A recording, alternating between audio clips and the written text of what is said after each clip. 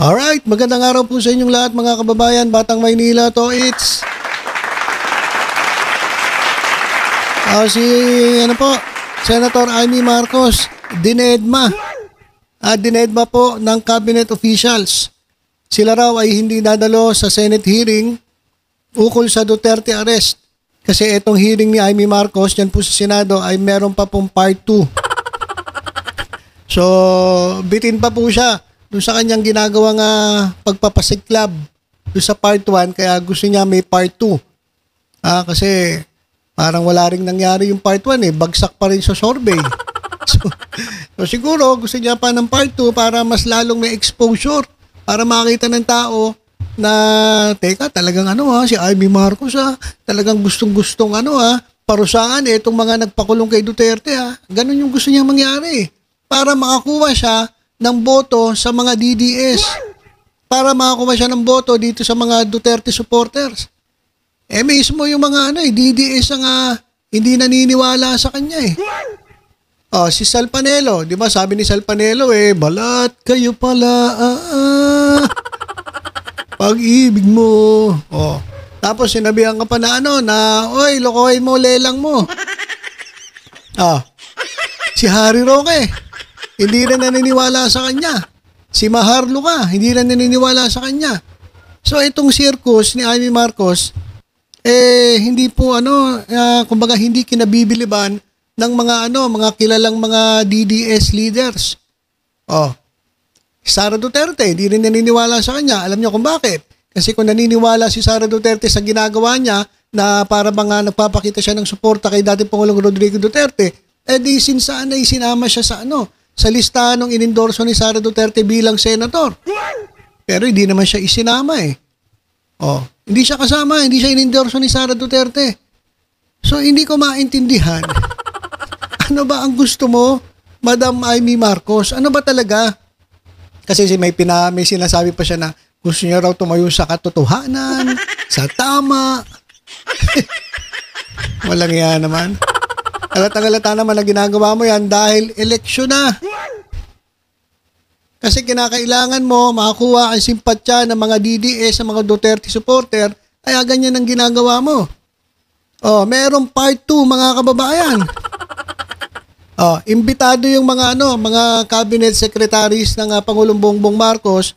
Pero ito, mismong si Executive Secretary Lucas Bersamin umano ang sumulat kay Amy Marcos upang ipaalam na hindi na dadalo ang mga gabinete sa ikalawang pandinig ng Senado. Kailan po yan? Sa April 3. Kaugnay sa pag-aresto kay dating Pangulong Rodrigo Duterte. Di wala na. Sino pa itatanungin mo dyan? Ala naman kayo na lang maglokohan dyan, yung mga taga-suporta ni Duterte. Sino pa magiging resource person mo dyan? Wala na. Saka, tingnan ninyo etong impeachment ni Sara Duterte, hindi nila mabigyan ng oras. Pero itong hearing na to, nabibigyan nila ng oras. Parang lang naman to, parang circus lang ito Wala namang patutunguhan to Ano lang to, yung grandstanding. Tuloy ko lang tong report. Nakatanggap daw siya ng sulat kay Bersamin. Sabi itong mga executive, hindi na atin sa hearing sa April 3. Nakakalungkot naman, nalungkot siya. Kasi alam ninyong maraming tanong pa rin kasi preliminary report pa lang ang kinaya ko. Wala sayang nga lang oras yun. Giit ng Senator Marcos, marami umanong katanungan ng taong bayan na masasagot sana ng gobyerno. Sigurado po ba kayo na taong bayan? Sigurado po ba kayo na ang taong bayan ang gustong imbestigahan yan o kayo-kayo lang mga DDS? Kasi sa totoo lang, etong mga taong bayan na sinasabi ninyo, yung majority, pabor na maimbestigahan si Duterte dyan sa ICC. Kung nakita nyo yung dating mga survey. Ganon din. 83% ngayon mga kababayan, from 73%, 83% na po ang pabor sa impeachment ni Sara Duterte. Tapos hindi nyo nga mabigyan ng oras dyan sa Senado.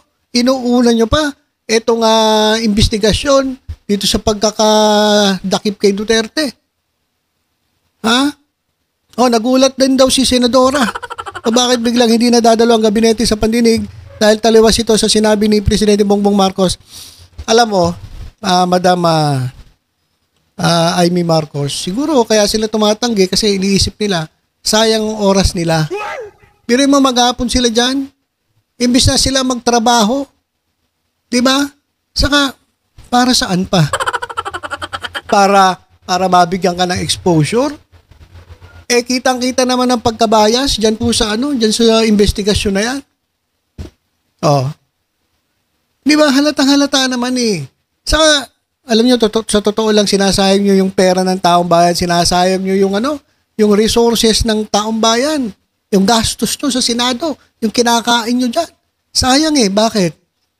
Kasi kung meron kang problema, ito si Amy Marcos, dun sa pagkakahuli kay Duterte, ba't hindi nyo na lang sampahan ng kaso? Sampahan nyo na lang ng kaso, wag na dyan pag-usapan sa Senado kasi wala eh, grandstanding lang yan eh. Ginagamit ninyo yung inyong mga committee para sumikat kayo, para kunwari makita ng tao. Dapat hindi ganun. Kung may problema kayo, sa tingin nyo mali, kasuhan ninyo, sampahan nyo ng kaso, tapos. Ang hiling yung gamitin yung Senado para sa parang si De La Rosa lang yan eh. Hearing ng hearing, wala ring nangyari sa hearing. Nagpa-hearing para ipagtanggol si Kibuloy. Nagpa-hearing para ipagtanggol lang kay OJC.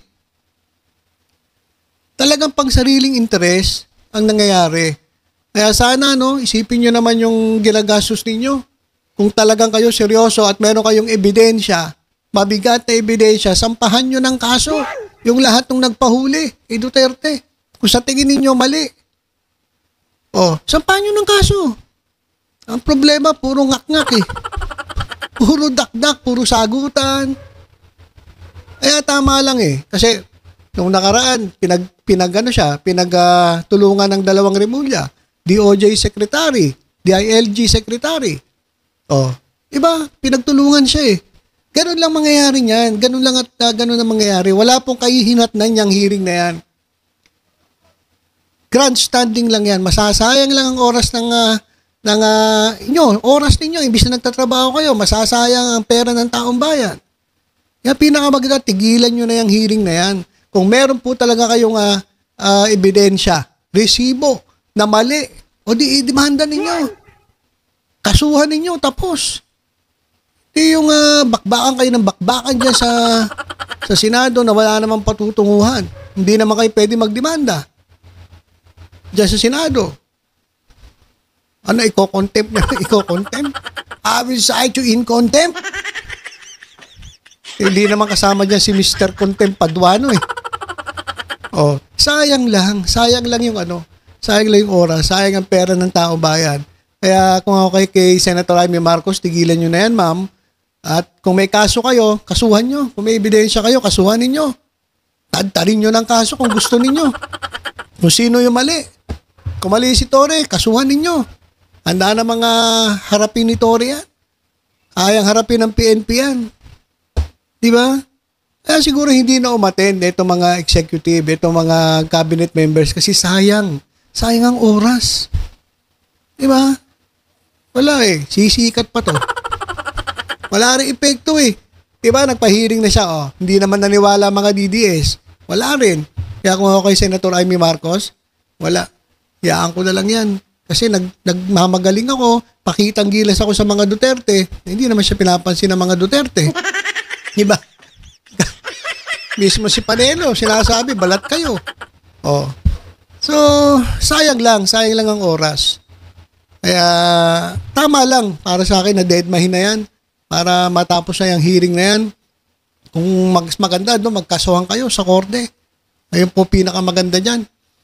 At ito, bago tayo magtapos, gusto ko lang ipakita sa inyo, ito pong si dating mayor ng Maynila na tumatakbo muling bilang mayor, yung dating tumakbong presidente, ngayon po ay tatakbong mayor dyan sa lungsod ng Maynila, ay inendorso po ang mga padapa senators. Napanood nyo ba ito kagabi? Sabi niya, kinakampanya niya si Marcobeta tuloy. Marcoleta, si Bongo, sino-sino pa ba nagpunta dyan? Amy Marcos. Ini-endorso ni Yorme. Tapos si Gringo Nasan, ayun yung mga kontra sa pagkakahuli kay Duterte. Mas kinakampihan nila yung si Duterte kaysa dun sa mga napakaraming biktima ng EJK. Yan, si Unasan, Marcoleta, Bongo, sino pa? Endorser ng PDP. Kaya kung ako sa inyo mga taga Maynila, mag-isip po kayo. Kung mahal nyo ang Pilipinas, mag-isip po kayo. Sino ba mga kasama dyan mga DDS? Si Cookie ni Mocha. Kasama nila DDS. So, kung tayo pipili po tayo ng kandidato, yung pong dapat yung sumusuporta sa gobyerno at sinusuportahan ng gobyerno. Ayan po ang pinakamagandang iboto natin sa darating na eleksyon sa Mayo, dyan po sa Maynila. Sino ba yung suportado ang gobyerno? Sino bang suportado ng gobyerno? Walang iba po, kundi si Mayor Hani Lacuna. Huwag niyo pong iboto yung mga taga-suporta ng DDS, yung kumakalaban sa gobyerno. Yari po kayo dyan. Alright? So, dito sa itinaas, okay lang tayo kay Mark. Kay Mark Gamboa, pwede yan. Pero yung mga DDS, wala, mga kababayan. Ito naman si Amy Marcos, di na nga pinapansin ng DDS, patuloy pa rin. Pinagpipilitan pa rin. Gusto pa rin ng part 2 yan sa kanyang hearing. O ngayon, dinedma. Sino pa ngayon natatanungin mo dyan? Wala mangyayari dyan sa susunod na hearing na yan. Sila lang maglolokohan, di ba? Okay, so ilan po muna mga kababayan. Basta tutok-tutok lang po dito sa Batang Maynila. To sa iba mga updates. Ingat po tayong lahat. God bless po.